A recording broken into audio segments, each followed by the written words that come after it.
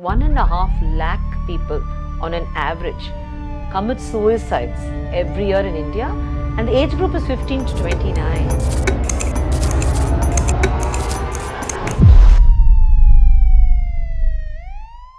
I have had people in the mental health fraternity come and tell me that, ma'am, I was absolutely okay the other day, and suddenly I looked at the window and I felt like jumping out of it. And I know I'm not suicidal, I know I'm not this, but the thought came to me. Yeah.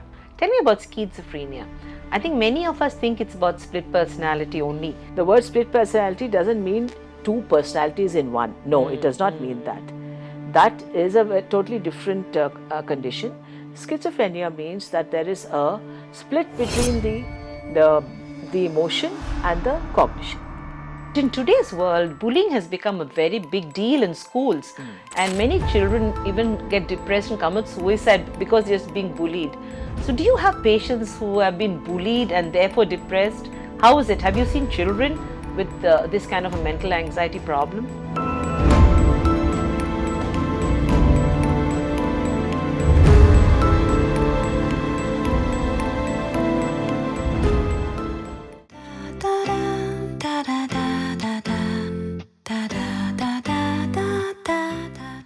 Hello, I am Meenamma and I am a storyteller and a trainer. I wish to share my chats with inspirational people around me on varied topics of global interest with the hope that my audience may design a better life for themselves from my episodes. Each talk is an inward journey. Come travel with me today to meet an extraordinary human being. But do watch this episode till the end and subscribe to Meet Meenamma on YouTube, Instagram, and many other handles. I will be putting out special short clips and exciting reels on this episode and others for you to get valuable insights in lesser time. The exponential growth in social media, internet usage, and the abundance of entertainment avenues, good and bad, have left in their wake multiple issues related to one's mental health. The lady with me was perturbed to see this trend and felt the need of the hour was to step in and offer counseling services. I have with me the one and only Dr. Rekha Dutt, an MD in Psychiatric Medicine from Andhra Medical College and a veteran in psychiatric counseling with decades of experience in transforming lives. She has served as Assistant Professor of Psychiatry at AMC, Department of Psychiatry, and is presently practicing as a consultant psychiatrist in Visakhapatnam. She is also the HOD and Professor at NRI Institute of Medical Sciences. Dr. Rekha was instrumental in starting the Center for Children with Cerebral Palsy at the Ramakrishna Mission in my city, Vizag. She is also involved with ARDSI, an organization working for patients with dementia.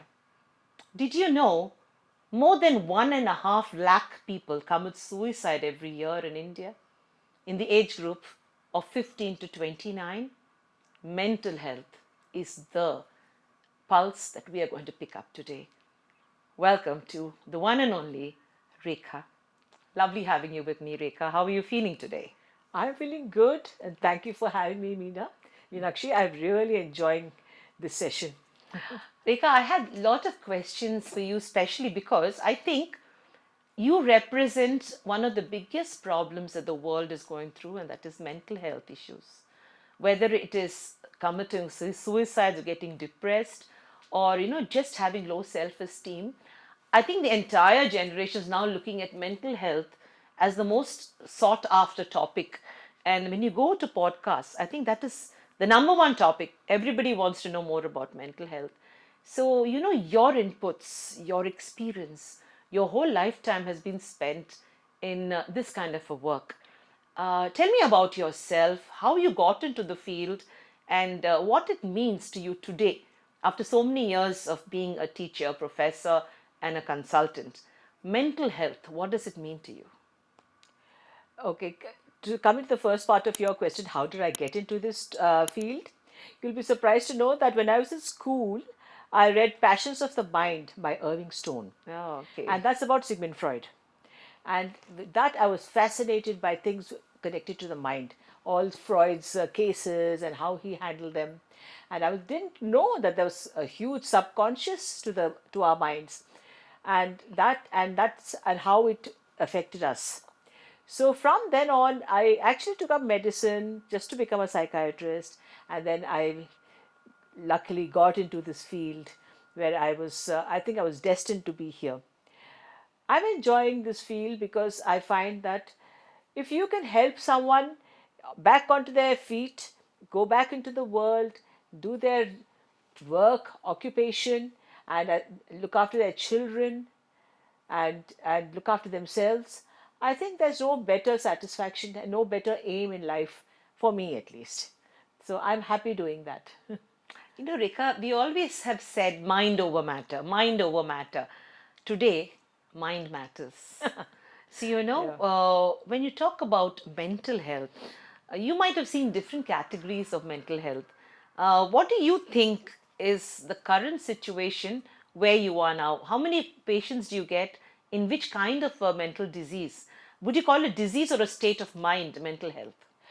Some of them are diseases, some of them are temporary states of mind, and some of those states of mind can become chronic if it's not attended to.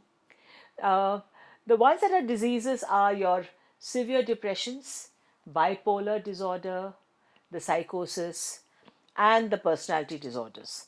So, the personality disorder, like we all have different personalities, but when taken to a extreme level, they become disorders.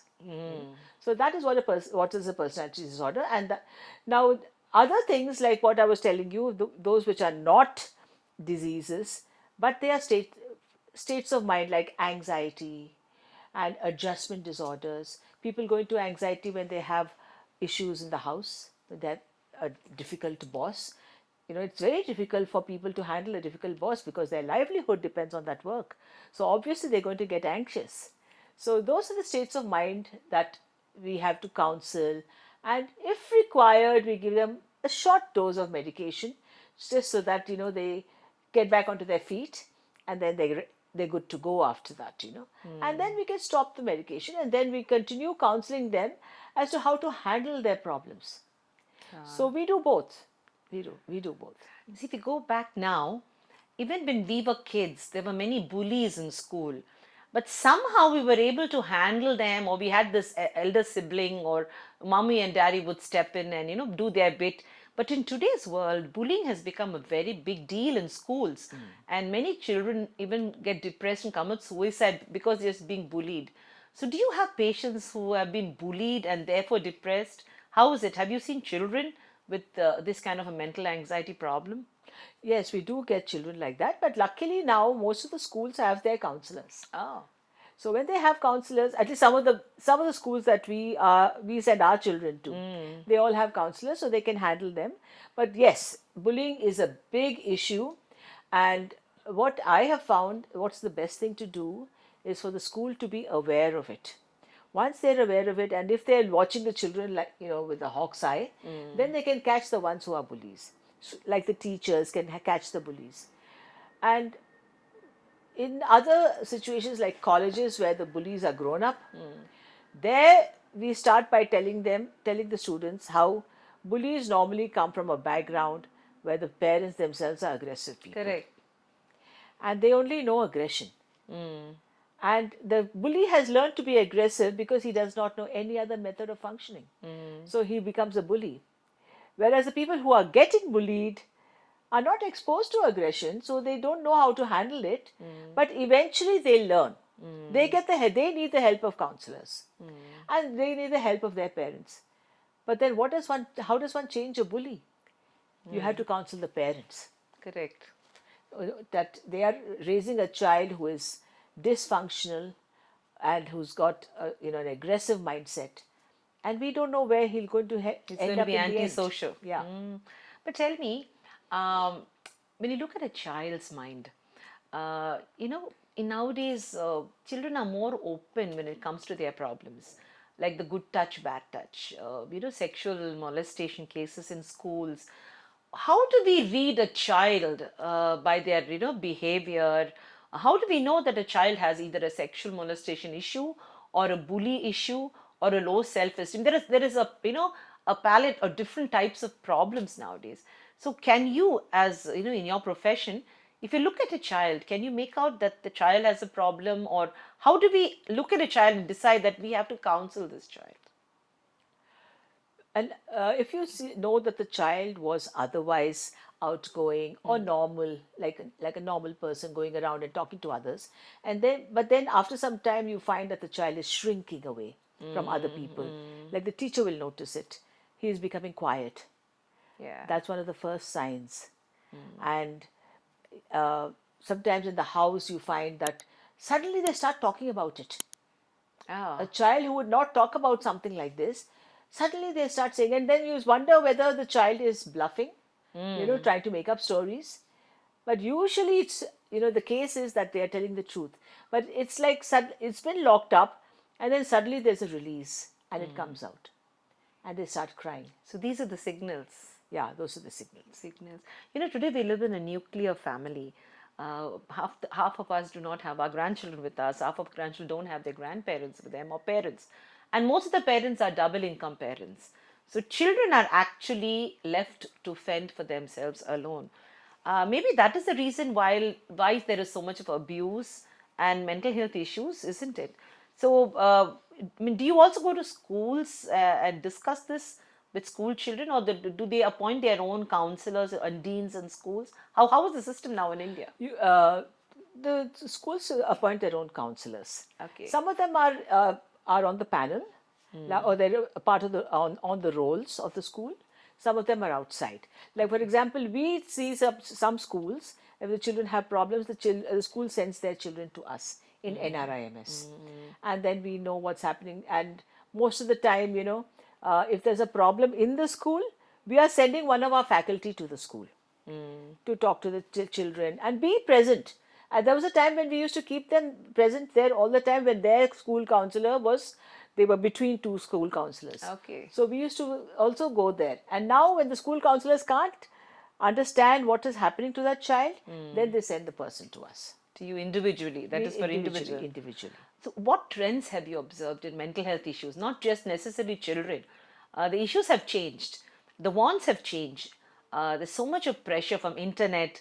There is dopamine rising because of whatever every minute we have a spike in our want a surge dopamine. of dopamine, Everybody wants instant gratification. So when we are not given that, we get sad, we get depressed. The mind is a monkey, isn't it? You look at the monkey every day. So what are the trends that you see over the last 10 years, now with this explosion of the internet? What do you see in your career? Well, first and foremost, take the young people. They're all the time on the net, either playing games or looking at social media. When they're looking at social media, it's a constant comparison. They're comparing themselves with X, Y, Z everywhere, all over the world, and comparing themselves with their own classmates, their own friends, and who's meeting who went where, which party took place. You know how difficult it is for children who are not invited to that party to see snaps of, Yes, major FOMO. Major FOMO. That is one thing. And if and cyberbullying also happens. Like they get left out, they get isolated, people write about them. It's surprising that it happens even in our country. Very true. How do people get away with those things? But then parents do not look at the sites that the children are looking at, so they can't see what's happening to their child. Only after some time they get to know. True. And then we have to counsel the child, and then we have to build up their personality, build up their confidence, their self-confidence, and tell them it doesn't matter what others are saying. They are stuck with their nose in the phone, but you can do other things. So we encourage them to take part in games. How many people are taking part in games nowadays as children? So we tell them to go for their tennis and table tennis and other activities, basketball, which gives them not only a release to adrenaline rush, releases all the hormones, and it also gives them friends, and it gives them a lot of time away from the nonsense that they are exposed to all the time. True, true. And that's true competition. That sort of competition is fine. It's a sportsman-like competition. Yeah. And I think girls should also go into this now. They should play games, they should play basketball, tennis. It's not enough what the girls are doing. Yes, that's true. Recently, I was watching a podcast by Netflix, and Amir Khan and his daughter came up, and she had a major, depression. Okay. So they discussed it, and he said he was responsible because being a celebrity parent, children of celebrity parents always they treat themselves with lower self-esteem. It was beautiful because he stopped working for 2-3 years. He stopped doing films and came back to his family. And for him, it must have been very difficult because he was number one, number two at that time. What advice do you give to parents when they find their children getting into anxiety or depression? Parents are really working hard to put their lives together. Both mothers and fathers are equally working hard. What do you see? What are the roles that the mother has, the father has, and who is more responsible when a child gets into the situation? Let's talk about what should be done before any child gets into any situation. Let both the parents work. They'll be back around 5 o'clock or 6 o'clock. After that time, they should stay home. Because if they go out anywhere, they should go for a game, and where the child also accompanies them As a family. As a family, and they should accompany the child for whatever sport activities they're doing. Now, or it could be early in the morning when the father takes them. After that, in the evening, they should be home. Mother cooks the food. Mother looks after the elders in the house. Mother imparts some of the traditional knowledge that we should have, religious, spiritual knowledge. She imparts that. Yeah. And the father imparts all the other knowledge. Of course, he also has to impart some spiritual knowledge. But he also tells them stories and anecdotes and makes them play. And I advocate family time in the form of a board game. Okay. Okay. So that gives them, family time where they play, lose, win. So they understand, there's a little microcosm of the world that they are repeating over there. And it's fun, and it's a harmless. And it's something that the children look forward to every day. True, true. Tell me, Rekha, how do you decide that we have to have a medicinal intervention, a medical, a protocol? There are two ways in which you can deal with this. You can counsel a person, Yes. try to be an influencer, Yeah. or you can also get in as a medical doctor.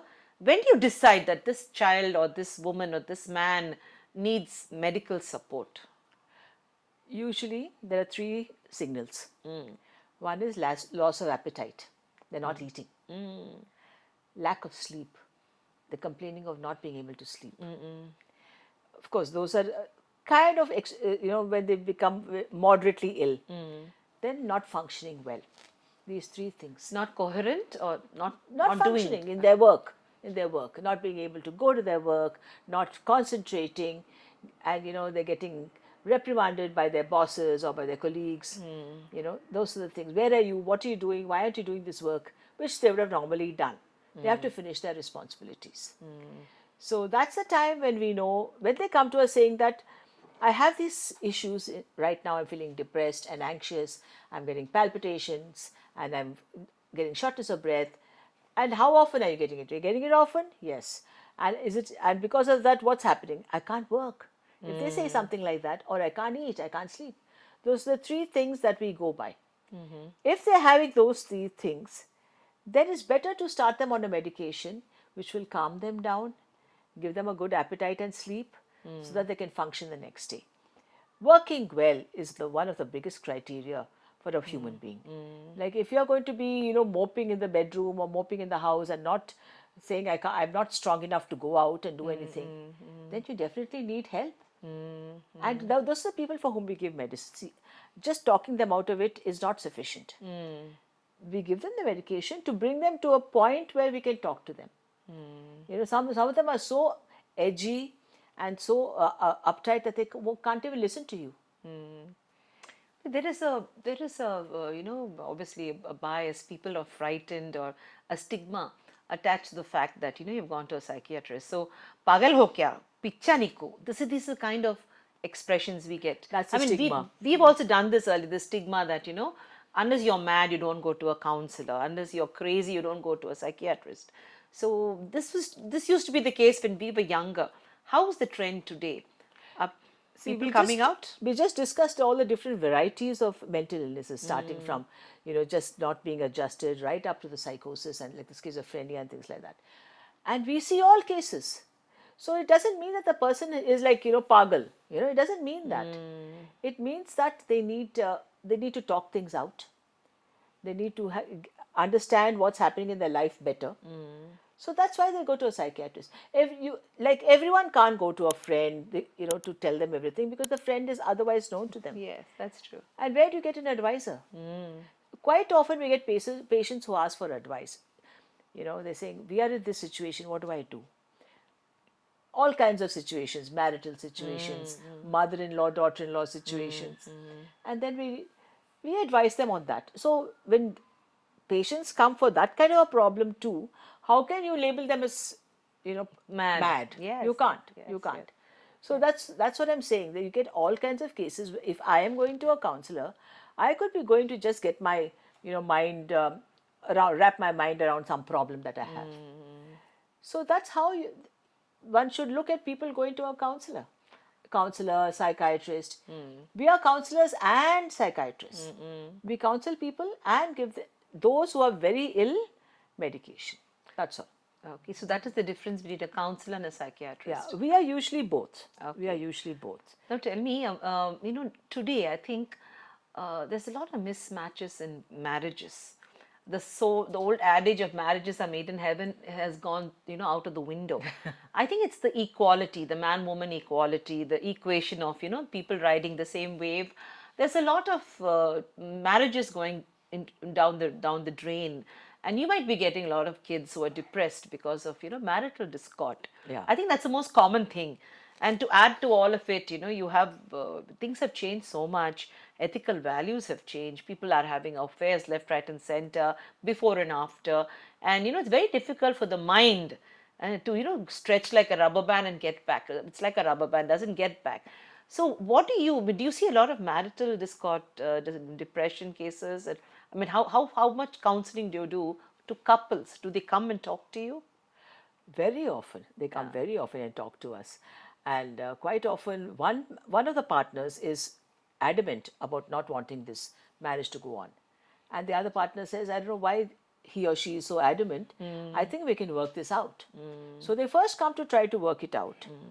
And sometimes it's our unpleasant duty to tell them that it's maybe not working out. Be the referee. Yeah, maybe you should be, uncoupled or something. Yes.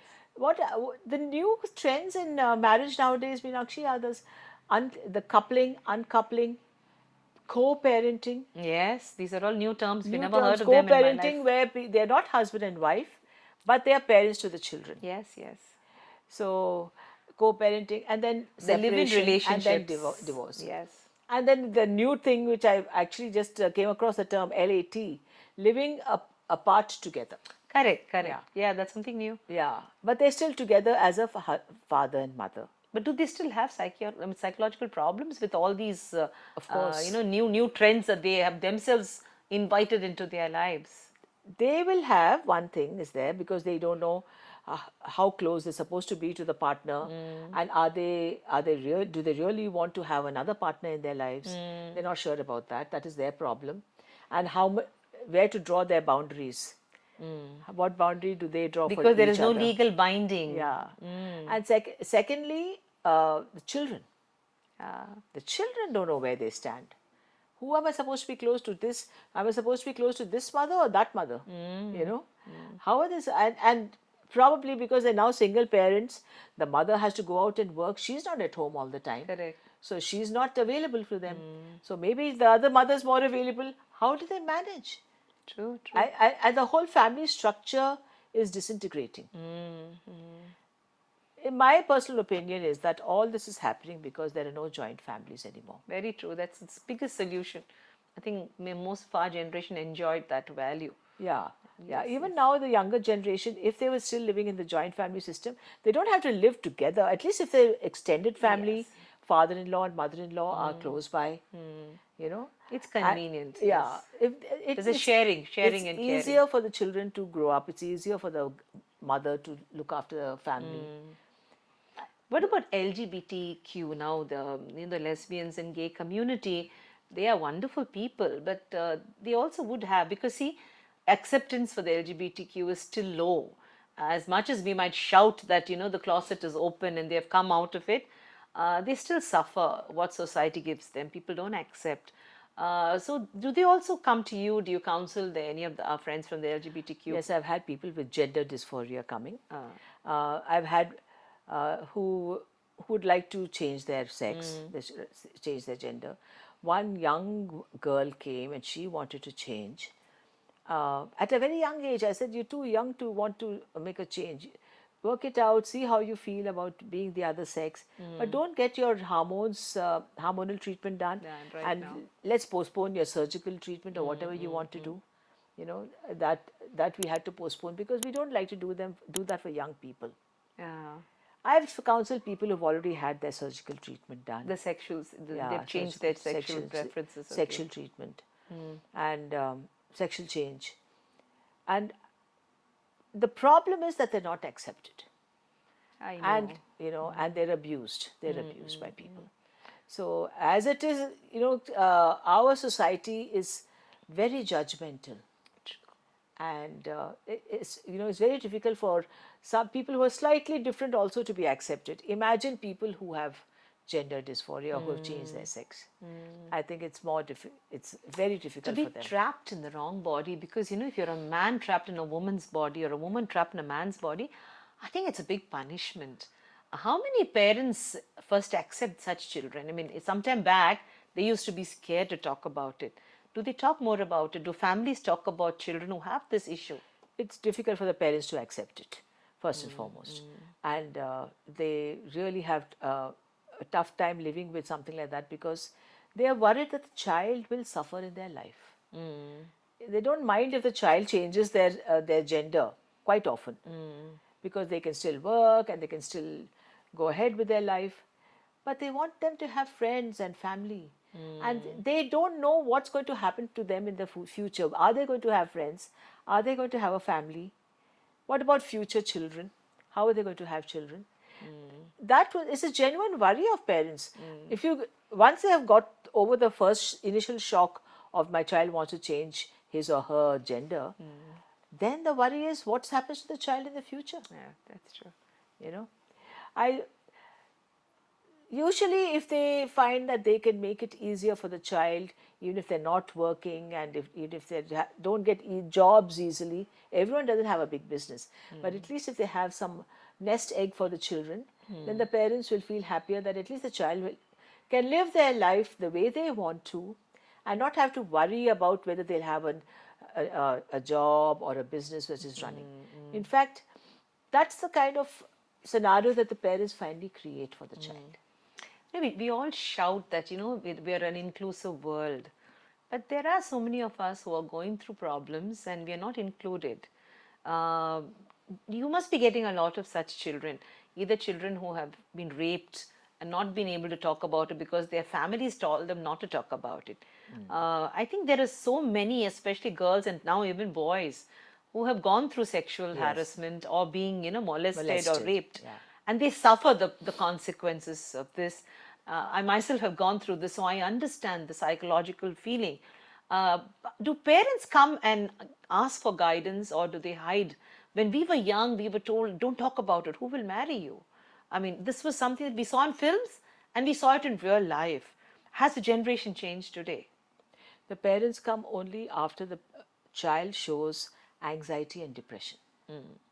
So they come, bring the child saying that child is anxious or depressed. Without telling the reason. Without knowing. Sometimes they don't even know that other part.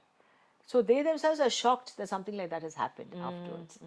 But then they understand, they do, when they realize that something like that has happened, then they say, okay, they don't know what to do. If the person who has molested them belongs to the family, then they're in trouble. They're in trouble. They don't know how to handle it.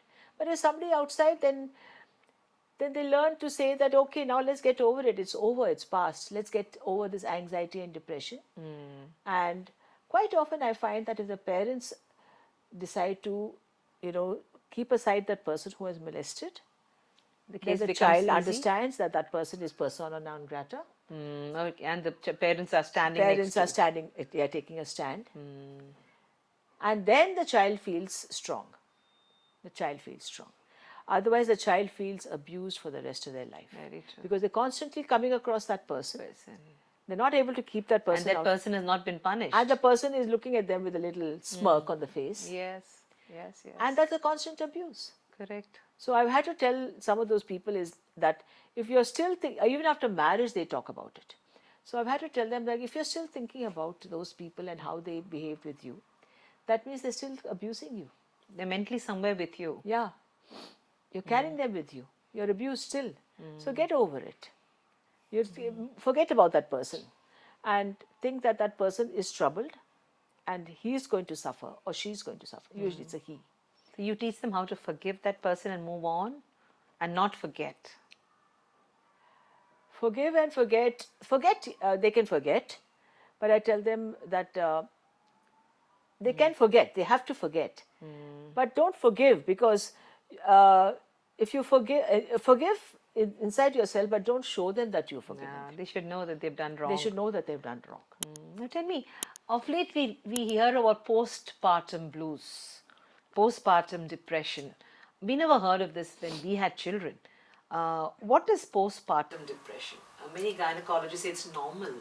Actually, this is a well-known concept in our culture. That postpartum blues, postpartum depression, well-known concept. That is why they used to have all those safeguards for a woman who had conceived, who had just had a baby, and for 40 days she would be in confinement. Then they would stay in her parents' house, and they would have people watching her the to buffer, see whether the buffer. the buffers was always there. Always people watching her, people who would take the child from her so that she could get enough rest. There was always this was recognized in our culture a lot, and she was exempt from work. That's the beauty. Yeah. So when in a joint family, it was easy for her to. Yeah, it was easier. They were given some chores, not all the chores, but yes. Now it's there. It is a condition, and it has to be recognized. And there is a possibility that they're ignoring the child at that time, and they're not being able to seek help at that time because the husband doesn't understand. Husbands are usually young. Yes, yes. So how do you counsel a new mother who's having a postpartum blue issue?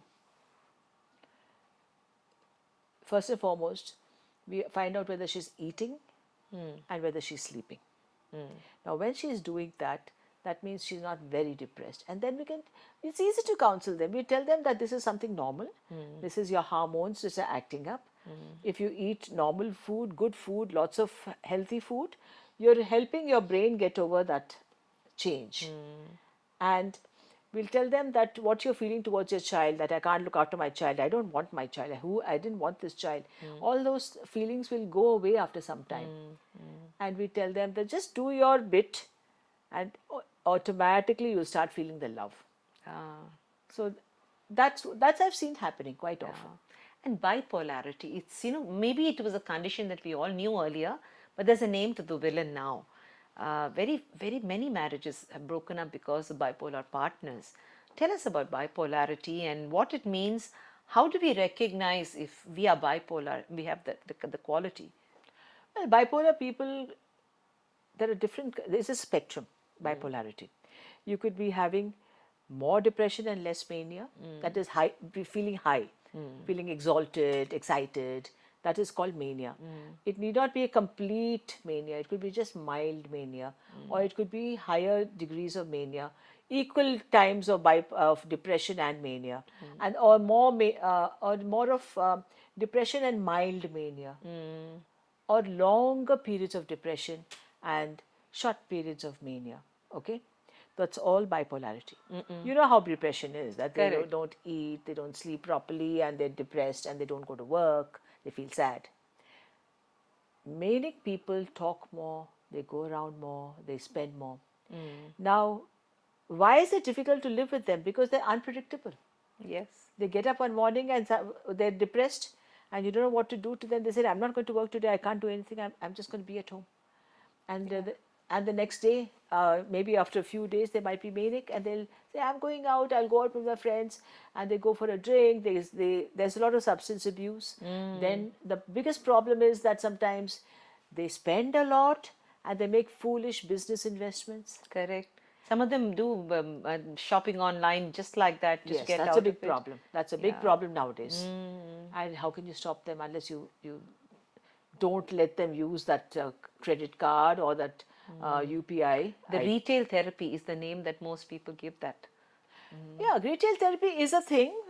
It does help. It does help, but it's good only when a person is, you know, feeling tired, feeling, feels that they're bored. There's a monotony. Then you go for a retail therapy. For the feeling of the dopamine rise. Yes. Yeah, it's a kind of a distraction. You Now go for tell me, distraction. there are some people whose depression travels. I've seen a young kid, and she says, I don't know why I want to take my life.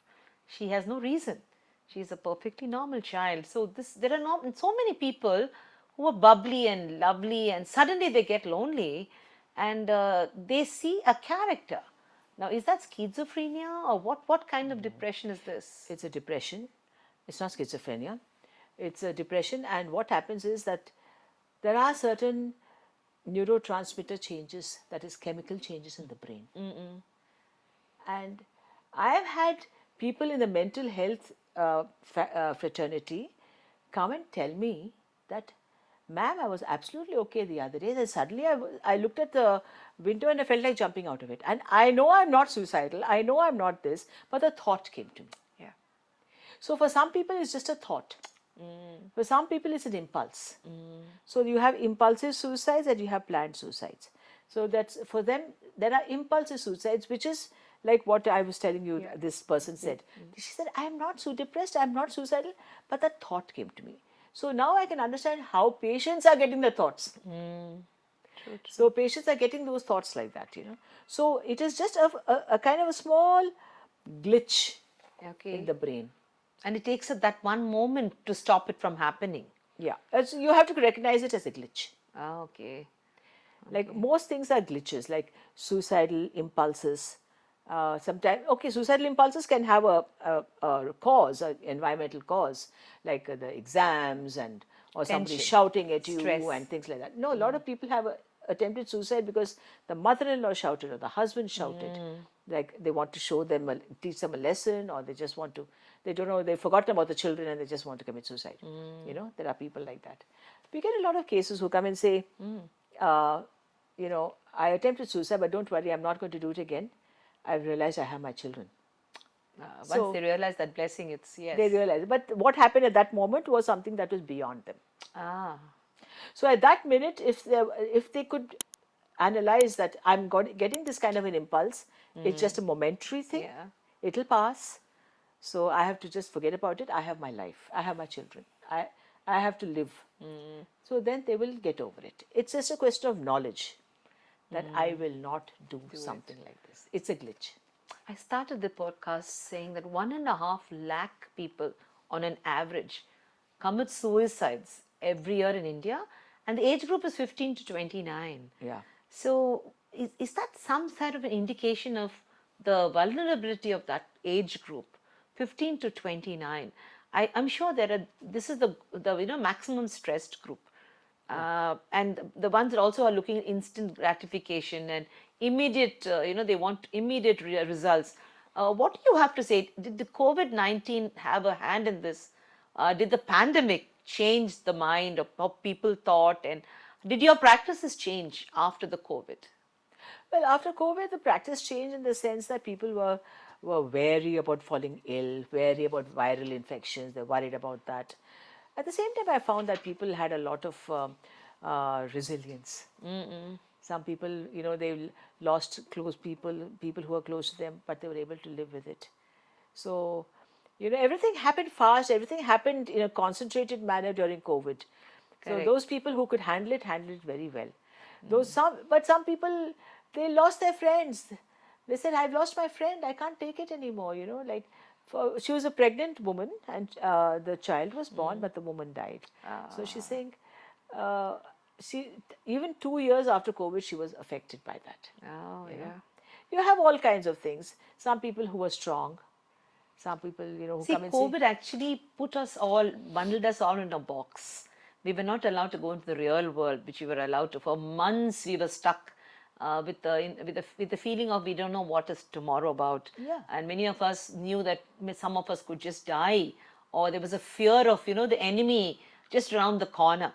This must have caused a lot of anxiety issues and oh depression, yes, isn't most it? of them came with uh, anxiety, depression, and but they couldn't come to us. They would call us up at that time, and we would talk to them. So, did you have more patients during that time?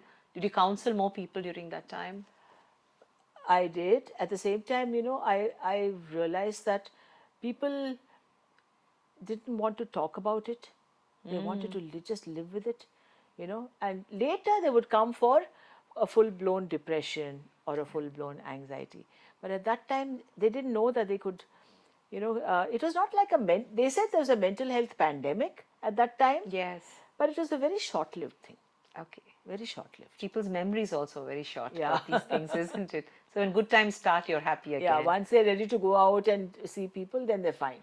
I think half the problem came from not knowing which member of the family was going to get through that or not. True, true. Tell me about schizophrenia. I think many of us think it's about split personality only, but there is so much more to it. So tell us. That's a misnomer, actually. That's a misconception, rather. The word split personality doesn't mean two personalities in one. No, it does not mean that. That is a totally different condition. Schizophrenia means that there is a split between the emotion and the cognition. So One side cognition is going in one way, but the emotions are going another way. And that was a term given by one of the earlier psychiatrists, early psychiatrists of the world, Okay. to given for schizophrenia. And yes, there is, the cognition is affected, the mood is affected, the emotions are affected, and what is most important is that the thought process is affected. How do you recognize a person with this problem? Oh, when we start by looking at them when they come into the clinic, how they come into the clinic, how they sit, how they greet us, how they talk to us, with all that, and how we watch their speech, we watch their reactions. With that, we can diagnose it. And is it a medical diagnosis that you do? Do you give them medicines or to calm them, or counseling is enough? Schizophrenics have to be given medication. And some people are narcissistic. I mean, I'm sure it's not in your domain of topics, but you have people who are cruel, who are unreliably, painfully narcissistic. Do you come across such characters who come to you for counseling? They don't realize they are the narcissists, and now it's a big word. The narcissist, the partner or the family member will come to us. The narcissist won't come to us. Because they never know that they're wrong, isn't it? Yeah, they think they're right. The narcissist thinks that he's right, he or she is right, and they are narcissists with other people. By themselves they are neither happy nor sad nor anything. They're neutral. They're kind of empty inside. All their narcissistic features come out in front of another person. And especially their partners. In the relationship, yes, the partners. It's very difficult to read that person, isn't it? They're not an open book. It pans out over a period of months when you can see it develops over a period of a few months. Then the partner can recognize it. Tell me, treatment approaches. So what innovative treatment practices are gaining traction in psychiatry? Well, one was the student counseling. That's becoming almost mandatory to have them in the colleges, in any academic institution. Yeah. So that is one thing. Teaching them coping skills. So all these new treatments, we tell the people how to handle their issues with more in-depth and insightful understanding of their problems. I think that has increased. That has increased now. We do that. We know how to help them tackle their problems. Okay. So how sociologically and with the family, in the family, they learn how to. How many clients or patients actually come back to you? Do people come to you by mistake and then realize that no, they don't need it, or they deny themselves, or they say that no, this is not me. I see many people, they want counseling help, but they say one sitting is enough when it's not enough. Have you seen this kind of a symptom? That happens too. That also happens. But normally we tell them that this takes a little while. So let's not rush things. That's true. And what are the future directions? What do you see the future of mental health? It's the biggest topic, the hottest topic. So, what is the future of this topic? So many companies have come in, pharmaceuticals, and new drugs have come in. There's good and bad bashing going on the internet and in the real life. But what do you think should be the future, and how can individuals support their mental health themselves? Well, from childhood, I think they should be, counseled as to how they can handle their future problems. Okay, and even in the schools, they should be told. We can tell them in the schools also, and later in life, they should be. In fact, some of these things that we see on the internet as to, all the different kinds of breathing, deep breathing, meditation, actually they help. They help them how to learn how to handle their problems. And secondly, other than that, I would think a good avocation, a good extracurricular activity. Apart from their Apart job. from their job and, apart from always being with the family. I found that people who go out and do things outside, By themselves. they feel stronger. They feel stronger. One is they've interacted with another different group of people. Different point of view, different And energy. Yes, different energy. And they have, they probably let it out a little. And then they come home and then they are kind of bereft of that negativeness. Maybe they're also able to appreciate their family better. They appreciate their family better. So I would think that kind of attitude is good. In the past, women didn't have that. Correct. But they used to have, like what we used to call little get-togethers, like the kitty parties. Little Yes. parentums in the past. Parentum. And all those were good. Yes. That was created for women to have a form of interaction. Yeah, that's true. Very true. And we're not continuing that. We're not continuing that. But That it's is the sad healthy. part. It's healthy for women It's to healthy. get together. But nowadays the kitty parties help because people tend to exchange their viewpoints. I think they're good. They're good, They're not wasteful time. It's not wasteful time. It's always like people feel like they belong to something. Tell me about the mobile phone. I think it's the biggest enemy that all of us have today. Yes. And directly or indirectly, we're just inviting mental health problems. If you're able to handle it, you're saved. Otherwise, we need help. What do you think about the mobile phone usage, and how does a family attempt to, get rid of this nuisance? The best way is to not use it too much as a parent. When the child is there, put it away. Then the child is seeing you put away your mobile phone. He's not going to ask for your mobile phone or not going to ask for a laptop to play video games. You can tell them you can't play, we're all sitting now and we're reading, we're doing other things. So automatically the parent is spending less time on the phone. Role model. And he's being a role model for the child. Okay? True, true.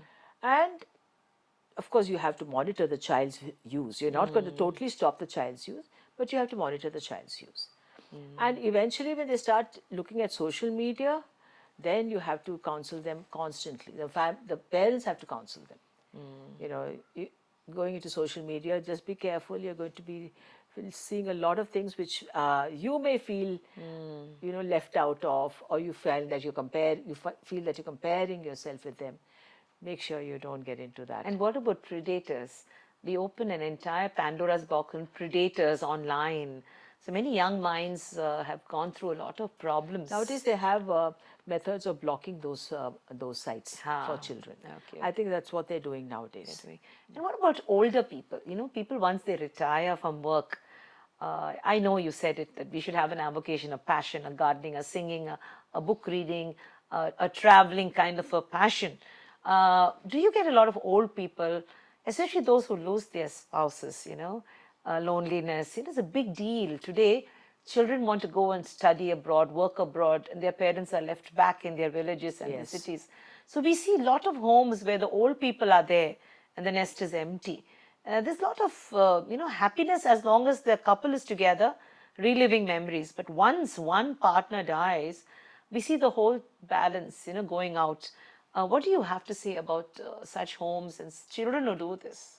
I find that a lot of people have decided to go into retirement homes, specifically for this reason, because the husband is worried, if I go, what will happen to, what will happen to her, So, and vice versa. So they go into retirement homes, and it's happening. I think there's a lot of retirement homes in the south where Yes. people are going and staying.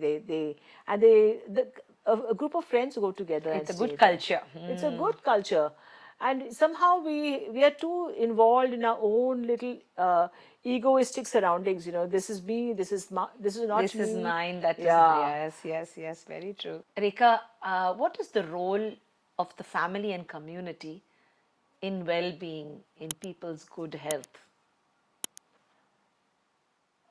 First and foremost, the family and community should be like advisors, like in the sense they should know, they should help in trying to find out more about the person's problems and inquire about it and come back to the family and tell them that I found out that this could be the problem. And they should make sure that they are not showing this stigmatic judgment. They should not. So for that, I think what's very important are talks like this, Correct. where people get to know that everything is not pagalpan, everything is not madness, and everything is not being up to speed with certain things. Everyone faces challenges. So there are times when the challenge is too much and they can't take it. True. So that's when, if the family and the community can understand that, then there will be a support to the person. Wonderful. I had a chat with a very eminent forensic psychiatrist, Jay Sarkar from Australia, I see. a few months back. And he's a person who reads the mind of the criminal, standing on the side of the criminal. I mean, protecting the criminal in the court. And it was shocking that, a rapist or arson person or a murderer, he tries to understand why they did what they did. Of course. So, he, like you, a good friend, he was saying how the mind plays games on you too, because these people are so good in converting you into their fans, especially, very, very deep criminals. They are so innocent in their mind and the way they talk, but very deep in their plots on life. So, the mind is such a maze. It's a gymnasium, isn't it? And talking to you today, there's so much I can ask you. I mean, in fact, I want to ask you so much on, on rape, on drug abuse, on contemporary things. But time is the enemy now when I really have to let go. But Rekha, it has been a great honor. I'm a big fan of your work, and you especially. And I can just imagine, Rekha, that when you walk into a group, social group, you must be looking at each person, No. knowing their mind, isn't it? How does it work? It doesn't work like Tell that. me truthfully. Truthfully, it doesn't work like that.